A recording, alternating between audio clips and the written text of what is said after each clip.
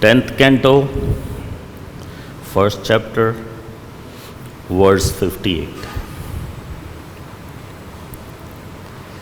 Kim dusahanam nu sadhuna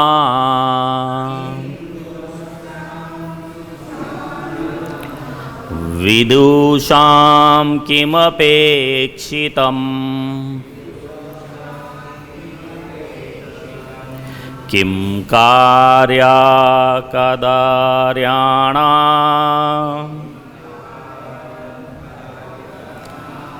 dustyajam kim ghratatmana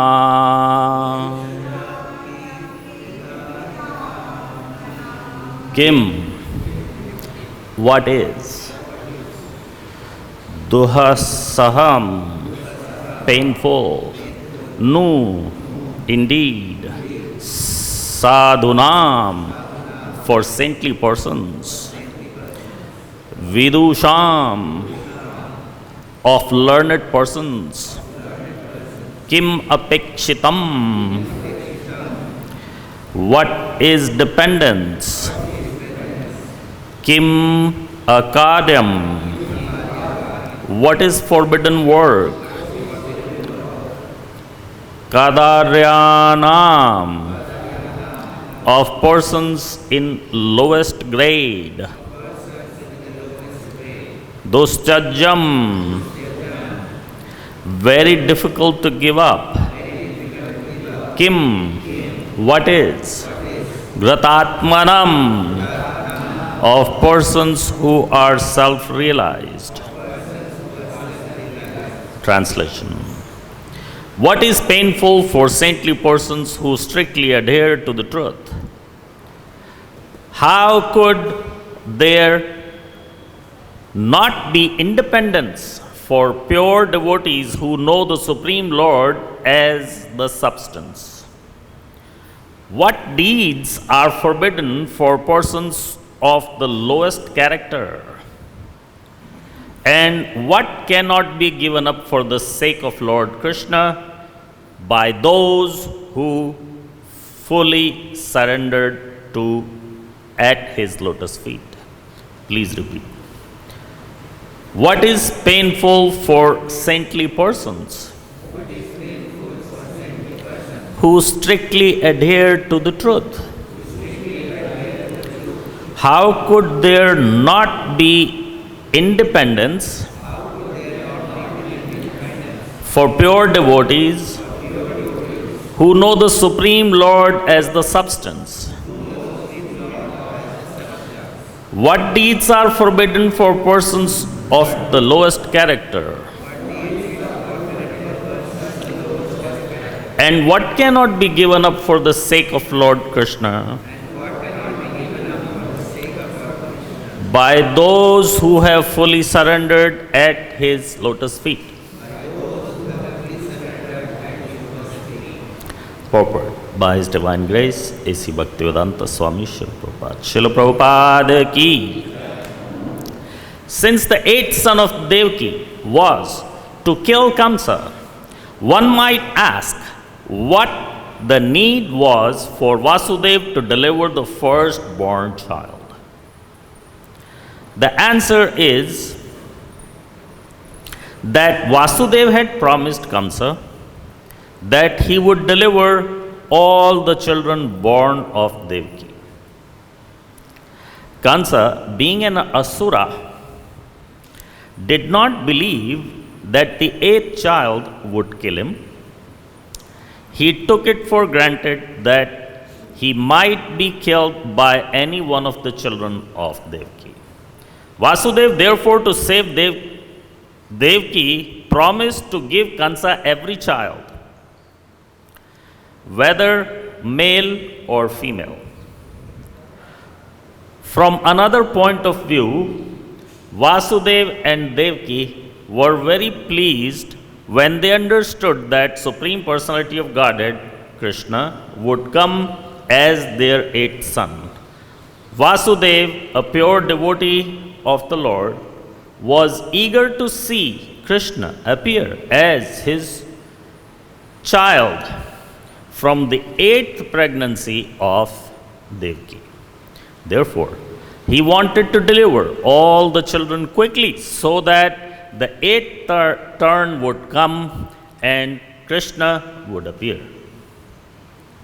He begot one child every year so that Krishna's turn to appear would come as soon as possible. Om Agyantimirandasya Jnananjanashalakaya Chakshurunmilitam Yena Tasmai Shri Gurave Namaha Shri Chaitanya Manobishtam Sthapitam Yena Bhutale Swayam Rupa Kadamayam Dadati Swapadantikam He Krishna Karuna Sindhu Deenabandho Jagatpate Gopesha Gopika Kanta Radha Kanta Namostute Tapta Kanchana Gaurangi Radhe Vrindavaneshwari Vrishabhanu Sute Devi Pranamami Hari Priye Vancha Kalpatarubhascha Kripa Sindhubhya Evacha Patitanam Pavanebhyo Vaishnavebhyo Namo Namaha Jai Shri Krishna Chaitanya Prabhu Nityananda Shri Advaita Gadadhara Shivasadi Gaura Bhakta Vrinda Hare Krishna Krishna Krishna Hare Hare Hare Rama Rama Rama Hare Hare Om Namo Bhagavate Vasudevaya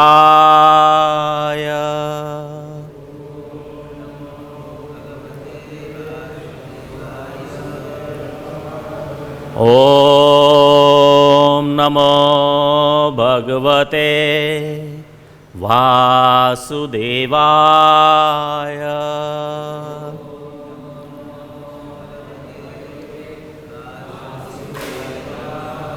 Om Namo Bhagavate Vasudevaya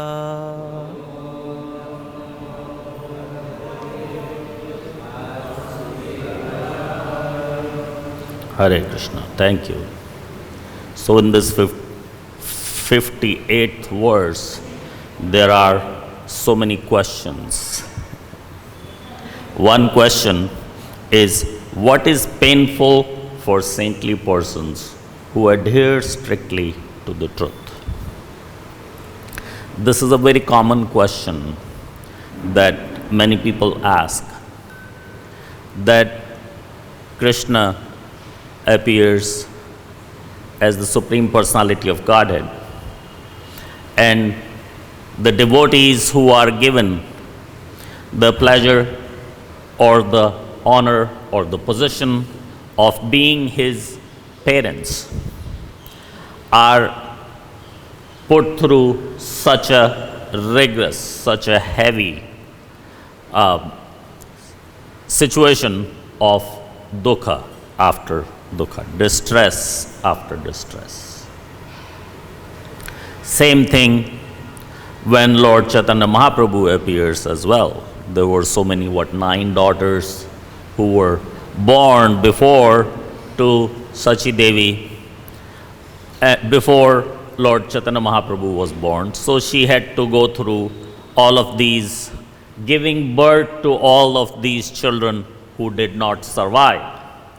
Giving birth to children is painful, but it's also pleasurable if there is a child.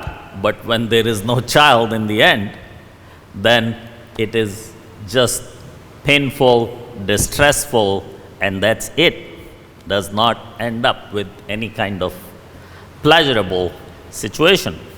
And here, in the situation of Mata Devaki, she knows that the child that she is bearing, the child that she is conceiving or trying to conceive, is going to be killed. How painful is that? You know for sure that this child is going to be killed, meaning every child is going to die one day, but this child is going to be killed soon as he's born. He will be smashed against the rock and boom. That is a very, very distressful condition. Imagine having even 1% of that distress. It would kill us. How many of us, the grahasthas, would be happily producing those children that they know for sure are going to come out and be smashed against a rock? And that's it. Nobody would want to do that. They would rather become celibate brahmacharis than to produce those children. But Vasudeva and Devaki went through that very, very extremely painful and distressful test time. Now, the question is, why are these personalities, who are these personalities? They are not regular jivas like you and me, are they? What are they called? They are Nitya Mukta.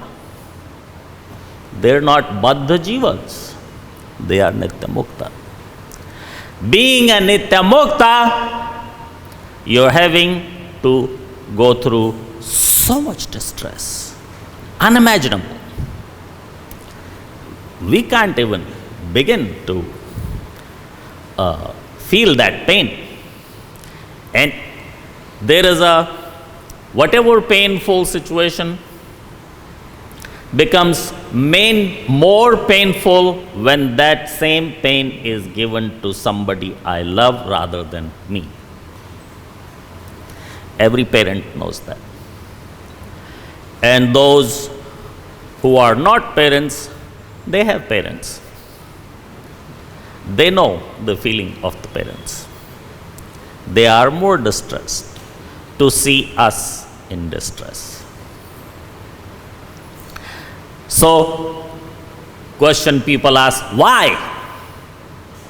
Why did they have to go through so much pain and so much suffering? And that is the same question here. What is painful for saintly persons who strictly adhere to the truth? The answer is in the last word. They adhere to the truth. Meaning, what is the truth? The truth is, let's say, imagine all of us, we are Devaki. What is the truth for Devaki?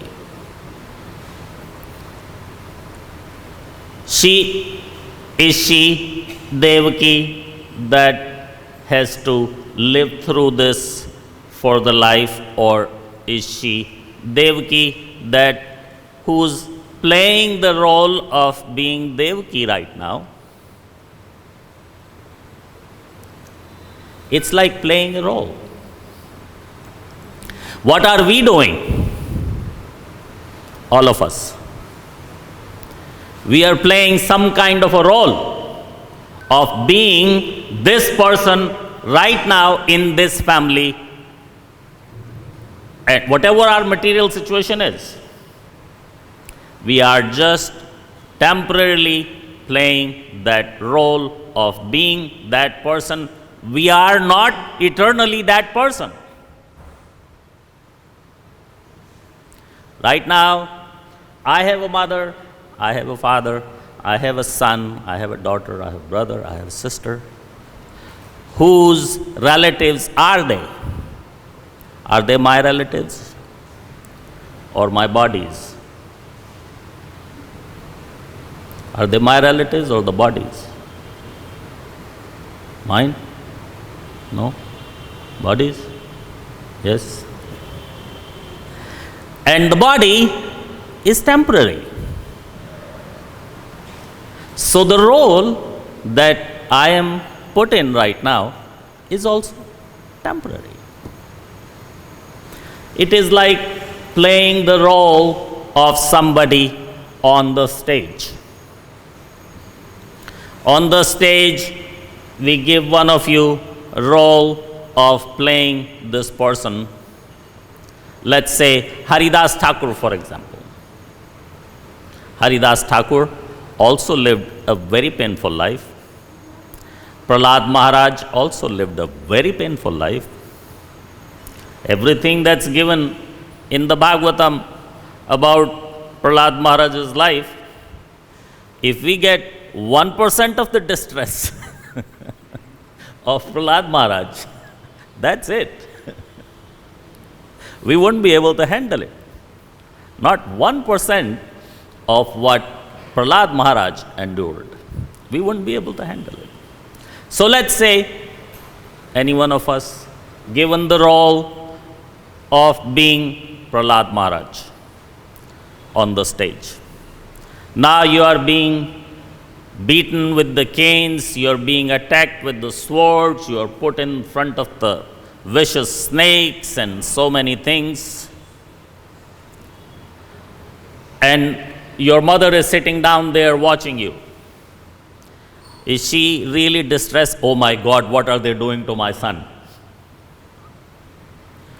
No, she is there laughing. Wow, look at him. He is looking really like Prahlad Maharaj right now. Look at him. He is doing it so wonderfully. The mother is not distressed by seeing her son being put through so many distresses. Why? Because she is adhering to the truth. And what is the truth? That this person, my son, is just playing this role right now. He is not Prahlad, I am not Kayadu, my husband is not Hiranyakashyap. Because if he is Prahlad, then your husband is Hiranyakashyap. But that's not true. So, adhering to the truth. So, if we all adhere to the truth, that the truth is, truth being, I am temporarily in this body. I am not this body. I am a spirit soul temporarily suffering here or going through such big distress or whatever right now as far as the family situation is concerned. Whatever material problems we have, family problems we have, they all go into this category that, okay, I am feeling this pain because this is my son and he failed his exam and I am feeling terrible. Well, he is not really exactly my son eternally. Eternally, who is he? He's a brother just like everybody else. So if anybody else's son fails the exam, do I worry? That reminds me of what happened once. There was this young boy who failed his exam. And now he has to face the father. Really, in distress how to face the father that I failed the exam. So he comes to the father. It was a very bad exam, very many other children failed. So he reports to his father. Shishi Gaur Nitai ki, Shri Shri Krishna Balaram ki, Shri Radha Shyam Sundar ki, Jagat Guru Srila Prabhupada ki jai. So he comes in front of his father and he says, you know, the district magistrate's son was also giving exam with me. Yes, I know. He failed. So the father says, too bad. I want to know your result. You know that foreign diplomat's son, he also failed. Father again says, yeah, too bad, but I want to know your result. He goes, that other prominent family, their son also failed.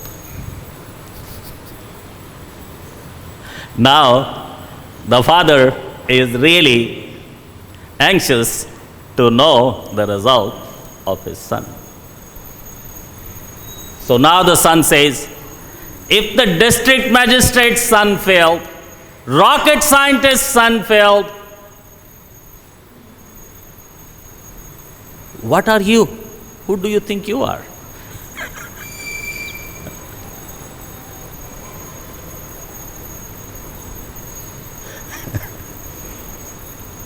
You think you are better than them? Your son also failed. So, the situation is temporary. And because we think that I am this body, I take it as an unlimited, unending distress that I am having to suffer through this. And that's why we feel that Mata Devaki suffered through this. Sachi Mata suffered through this. Why would they suffer? They know that this is not the truth. My children are dying because of destiny, because of Leela, because of what Krishna wants, because of so many things. People also, it is also mentioned that the womb of Devaki is cleaned of all the Kam, Krodh, Lobh, Moh, Mad, Matsara by having all these children. So she understands any of this. She's not in distress. Externally, she acts like she is in distress, but she is not. So that distress is not real. That's what it is mentioned here. If you strictly adhere to the truth, then where is the painful situation? Because pain cannot really be given to your soul, although your soul feels it. Next question is, how could there not be independence for pure devotees who know the Supreme Lord as the substance? These characters are pure devotees.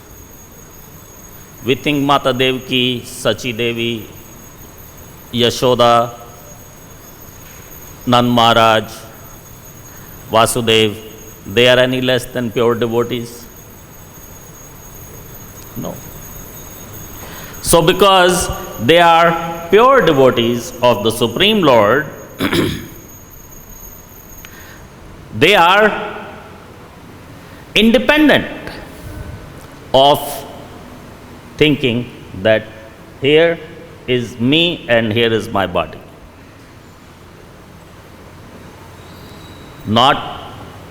We are not the same. What deeds are forbidden for persons of the lowest character? This is a tricky one. What deeds are forbidden by the person of lowest character? We know that we won't allow them to put tilak on. Can't put tilak. We won't allow them to put kanti on if they are in our control.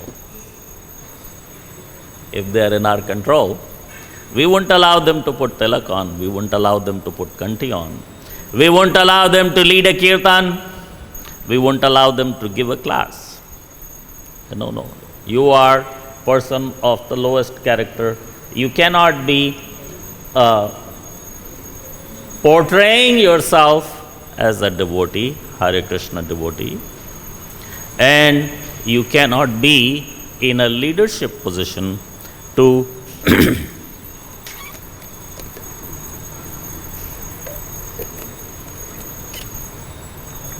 take the mic and speak, give your opinion on Bhagavad Gita, Bhagavatam, and on what Srila Prabhupada has explained. So,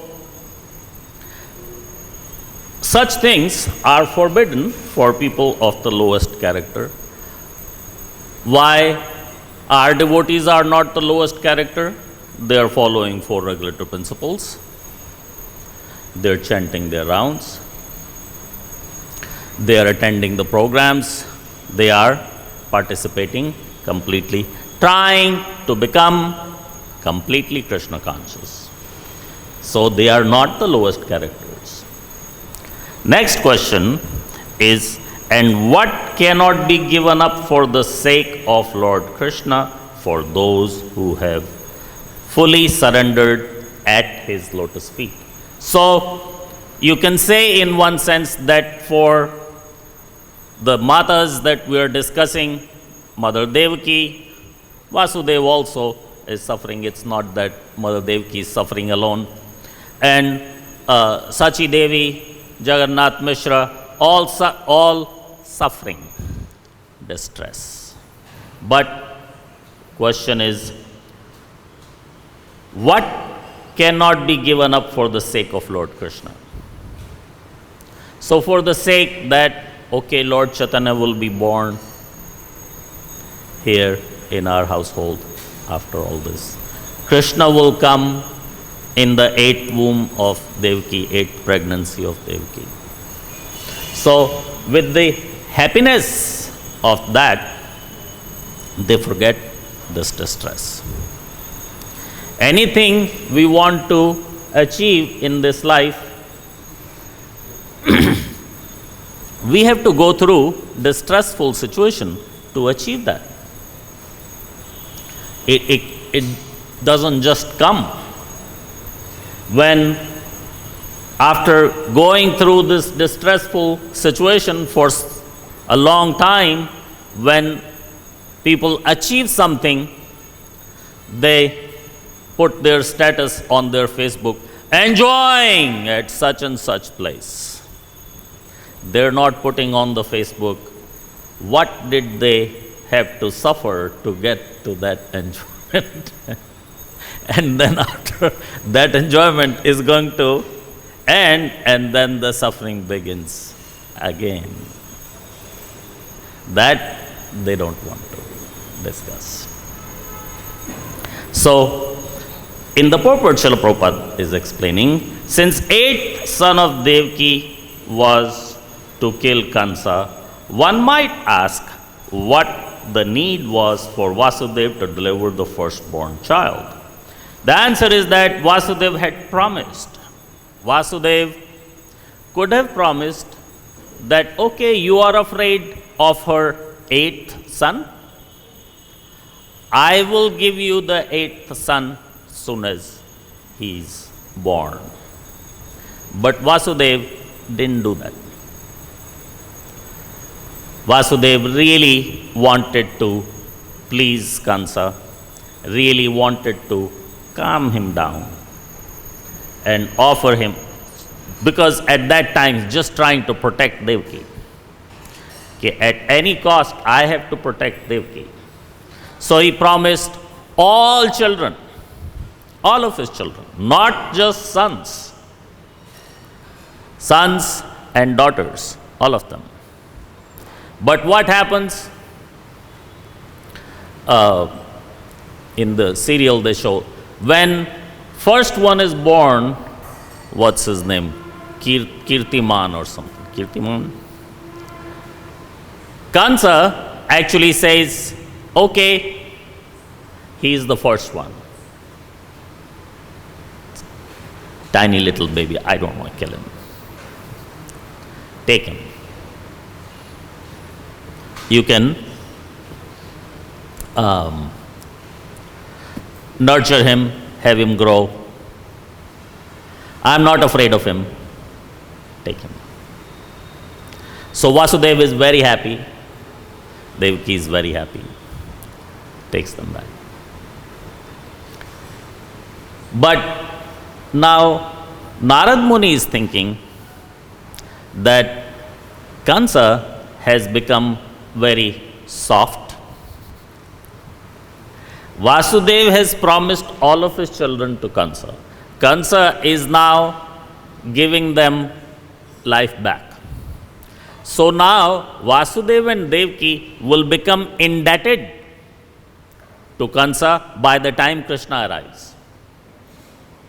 And if Vasudeva and Devaki are indebted by Kamsa, then it would be very difficult for Krishna to kill Kamsa. How do you kill somebody who your parents are so indebted by? That would look really bad. Oh, maybe Kamsa was a bad man, but he was very nice to Krishna's parents, and Krishna still brutally killed him with his two little soft hands. So Narad Muni went and told Kansa, look at this flower. There are 8 petals. Which one is the first and which one is the 8th? If you start counting here, then the 8th one is this one. But if you start counting here, 8th one is this one. And if you start counting here, 8th one is this one. So which one is the 8th? Don't take a chance, Kansa. Kill them all. You really want to protect yourself? It's your dharma to protect yourself. Isn't it our dharma to protect ourselves? So, if you want to follow that dharma and protect yourself from Devaki's sons, you should kill them all. And Kamsa bought into that. Kansa being an asura, he bought into that. Vasudeva therefore had to promise Kansa to give every child, male or female. From another point of view, Vasudeva and Devaki were pleased when they understood that Supreme Personality of Godhead Krishna would come as their 8th son. When the Akashvani was made, that the 8th child of Devaki would kill Kamsa. Devaki and Vasudeva understood, who can kill Kamsa? The Devi Devtas cannot kill Kamsa. To kill Kamsa, the Supreme Personality of Godhead himself is going to have to appear. So, if our 8th child is going to kill Kamsa, that means the Supreme Personality of Godhead is going to take birth in our home to kill Kamsa. So they were very happy. But externally they're in extreme distress because somebody wants to kill all their children. And not somebody, the most powerful person around wants to kill your children. How do you do? What do you do? Kayadu was kind of in the same kind of situation. When Kayadu was saved by Narad Muni from the demigods, Kayadu understood that, okay, today Narad Muni came and saved me from the demigods. But all of these demigods, they're really after the child in my womb.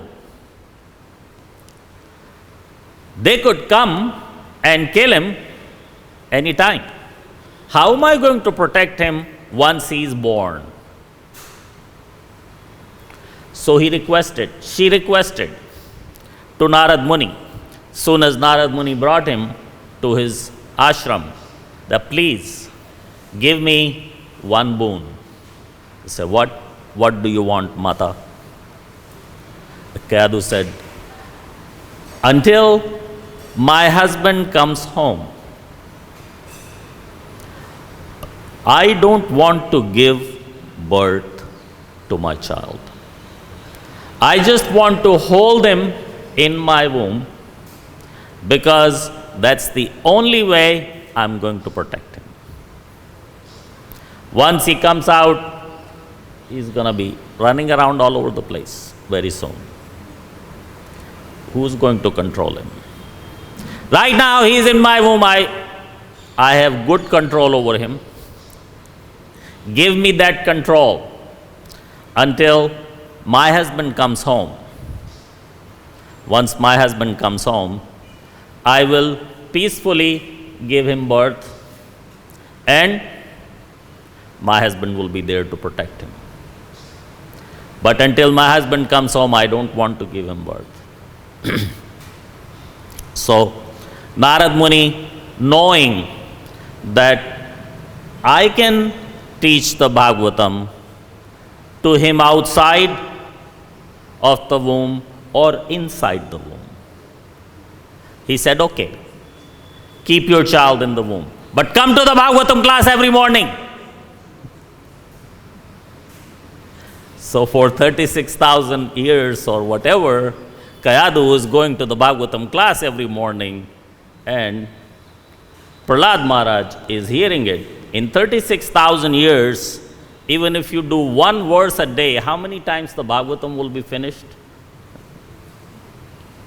So Prahlad Maharaj really went through the study of the Bhagavatam over and over and over and over again. That's why he was like a born preacher. He didn't want to learn the Bhagavatam. He spent 36,000 years learning the Bhagavatam. He wants to preach. He couldn't preach to anybody else, so he would take his classmates in the recess, sit them down and teach them the Bhagavatam. So, that way, Kayadu protected her son from the big enemy. If all of the demigods are after this one little person, who's going to protect him? So the mother says, no, I will protect him. As long as he's in my womb, I will try my best to protect him. Just give me a boon to let me keep him. That's why Prahlad Maharaj was born when, although conceived before this 36,000 years, but born after the 36,000 years of pregnancy. Otherwise, when Hiranyakashyap would have come back from tapasya, Prahlad Maharaj would have been thousands of years old, not a child. So, Kayadu protected her son from, or tried to protect her son from the demigods. Mother Devaki is also trying, is also afraid. of Kansa wanting to kill her son. But Srila Prabhupada here says, Vasudeva and Devaki were very pleased when they understood that Supreme Personality of Godhead Krishna would come as their eighth son. Vasudeva, a pure devotee of Lord, was eager to see Krishna as his child from eighth pregnancy of Devaki. Therefore, he wanted to deliver all the children quickly.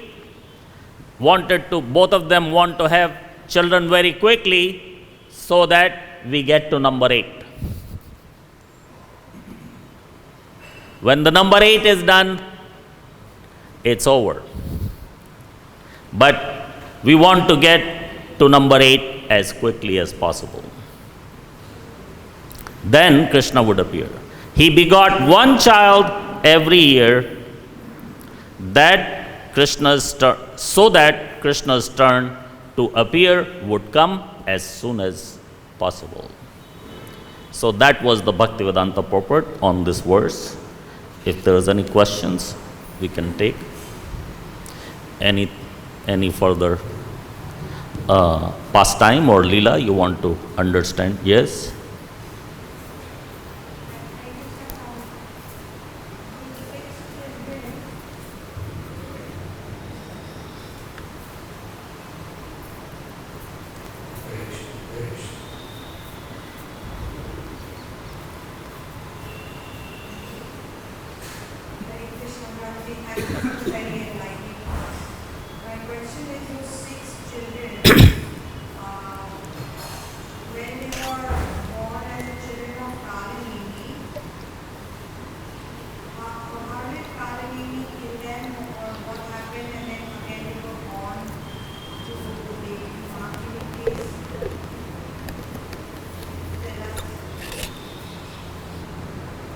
Yeah. So, Kansa being Kalnemi, he had this relation from the previous life with these children that he killed. So, in the real sense, he did not give distress to Devaki or Vasudeva. He gave distress to himself because in the previous lives they were his sons and he killed them. Kalnemi took birth as Kansa.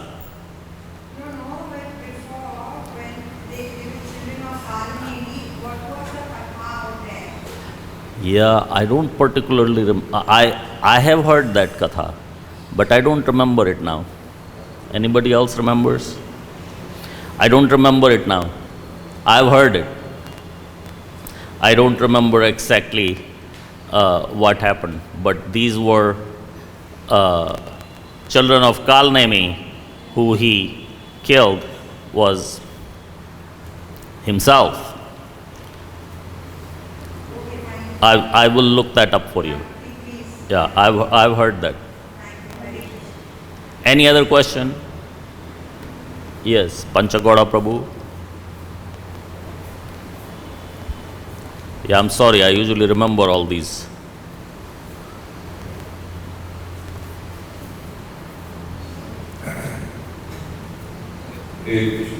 Naturally, when you have a family or children, although the body is not the real self, we become attached to the body, but the only reason we become attached to the body is because of the spirit soul animating the body. So in one sense, we're attached to the individual within his losing body. So when we think about, oh, my father is dead and gone. Oh, he's lying on the floor. That analogy is there. You've never really seen your father. But we do have a chance to experience the spirit soul to some extent through the embodiment of the body. So Yes. what's wrong with being attached to the family or to the children and all these things? Sometimes we talk about renunciation. What's wrong with being attached is nothing wrong with being attached as long as we are attached to them as with understanding that they are same part and parcel of Krishna as me, so they are all the same, samdarshi. But if I feel, oh, this one is my son, this one is my brother's son, and this one is their friend, that is bodily identification.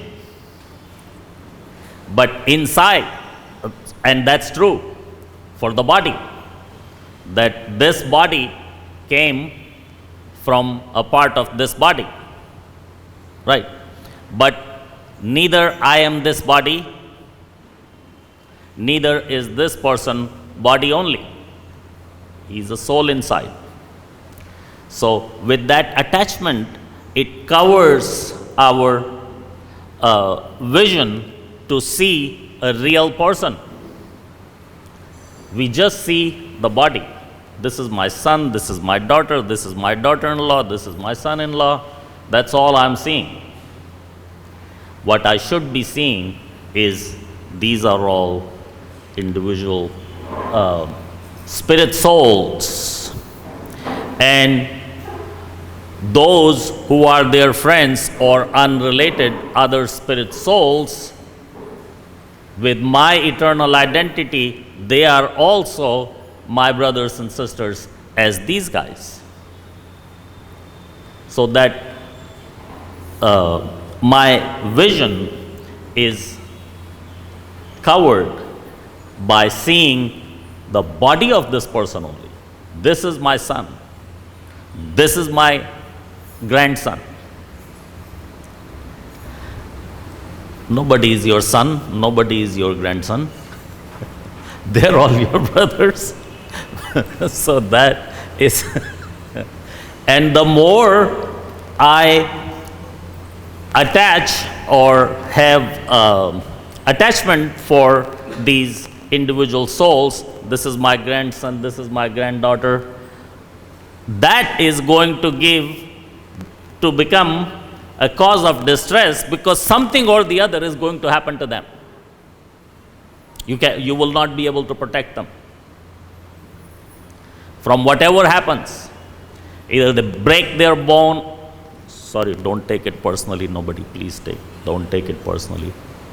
They break a bone, they fall, they don't become Krishna conscious, they become demoniac, whatever, that's going to trouble us. So that's why it is explained in the Shastra that we should be samdarshi, and nothing wrong with caring for my grandson, but not with the understanding that we should care for that grandson with the understanding that there is a spirit soul inside him. And what I am seeing is the outer material covering. I should not be so attached to that. Caring and attachment are two different things. We should have affection, we should care, but we should not be attached, because the attachment then breeds the body to body relationship, which is going to for sure come to an end, because it is love. So if somebody says, I love you for until the corona goes away, or whatever period of time, for next 10 years, is that real love? No. Love should not have an expiry date. But the love that we have for our relatives, anybody related to my body, I am attached to that, I love that person, that has an expiry date on it, because either that person, that body, or my body is going to expire. So that love has an expiry date. And if it has an expiry date, it's not real love. Make sense? Thank you. Any other? Yes.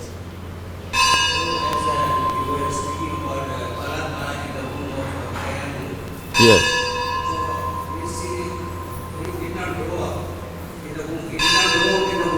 He did not grow. Yes.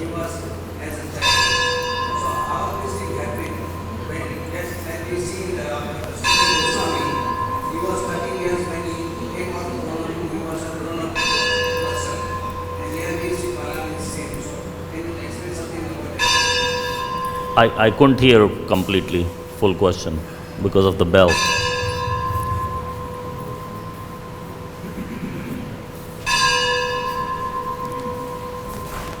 said, Prahlad Maharaj, he was small. He did not Yes, grow. he did not grow in her mother's womb. Sukadeva Goswami grew up 13 years old. Yes. He came out of womb as a boy. Okay. So difference between Prahlad Maharaj overstaying in her mother's womb, in his mother's womb, and Shukdev Goswami overstaying in his mother's womb. The difference is that Prahlad Maharaj and Kayadu had a blessing prior to him overstaying, that okay, I bless you that you will keep your womb as it is. Whereas Shukdev Goswami decided it on his own whims. I don't want to take birth. So that's why he kept growing. He didn't have a womb to do that. Because he heard the Bhagavatam, he said, I don't want to take a birth because I will be affected by Maya as soon as I take a birth. So when Krishna said that, okay, I bless you, you will not be affected, take birth, okay, I'm ready, I'll take birth. It's like that. Thank you. Jagat Guru Srila Prabhupada ki